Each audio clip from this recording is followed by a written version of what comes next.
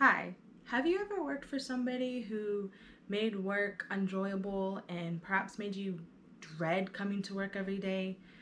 Maybe this person made you contemplate quitting, or perhaps you did quit.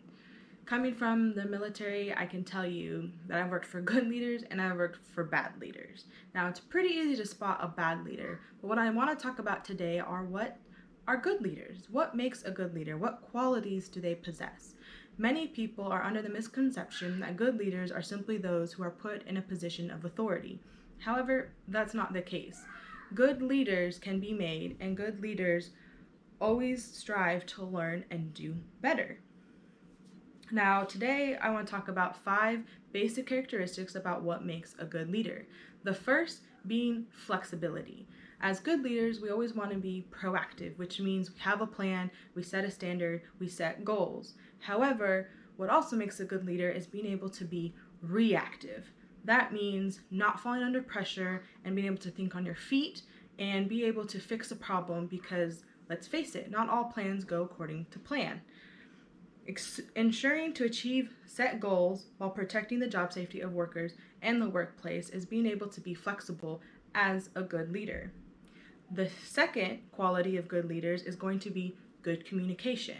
A lot of people think just communicating what you want is good communication. However, communication is a two-way street. You want to be able to communicate what you want as well as listen to what others need. As a good leader, you want to be precise and clear and deliver your goals to your employees or your subordinates. This shows your strength and your personal character to be able to take charge and set standards and goals. However, the second half of communication is also listening. This is important for your employees because it makes you approachable and it makes you be able to communicate better and listen to your employees on what they need or want. And sometimes they might come up with good ideas or better ways to your plan.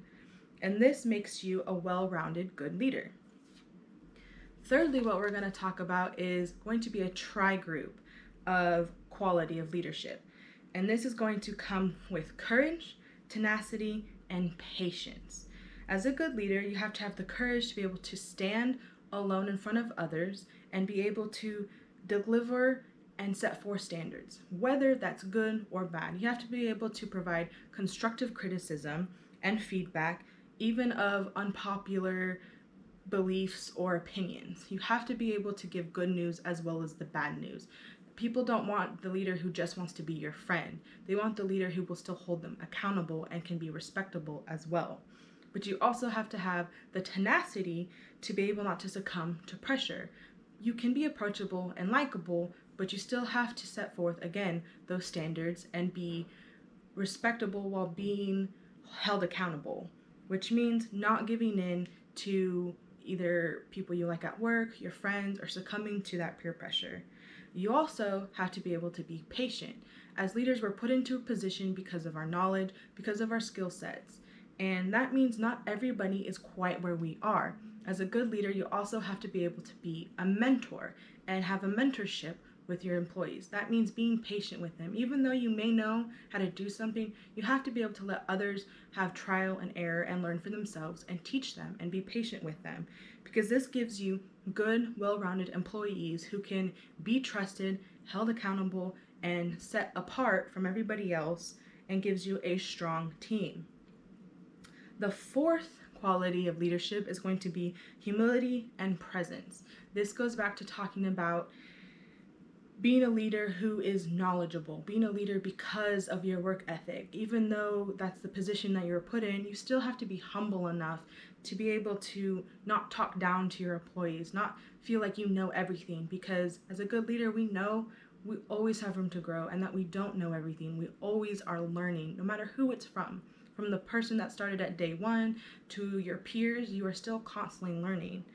But you also have to be respectful enough to have a presence. That means having the strength and respect. As a superior in an authoritative position, your presence is something where if people know what's supposed to be right, they're doing what's right. They know that you're going to hold them accountable. They know that when you walk into a room, they're doing the job and they're doing it the right way. Your presence is something that's going to be respected. And lastly, we're going to talk about responsibility. This is the fifth characteristics of a good leader. Responsibility doesn't just mean taking responsibility for the good, but also the bad. That means, again, as a leader, we don't know everything and we're human, and it is okay to make errors. As humans, that's how we learn, that's how we grow, and this is what we should understand as good leaders. We have to be able to take accountability for our own actions when we fail as well. That means we have to be able to admit when we're wrong. Not only is it taking responsibility for other people, but it's taking responsibility for failures and also praise. That means taking responsibility for giving praise when praise is due.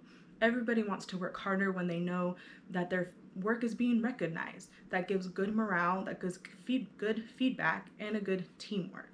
And this is what makes a good leader.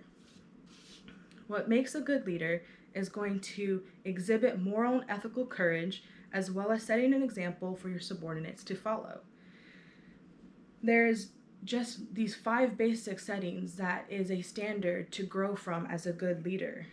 And as a good leader, we always know we continue to learn, we continue to strive to do better. So as a good leader, you should be able to teach, coach, and mentor your subordinates so that they may too grow into good leaders themselves.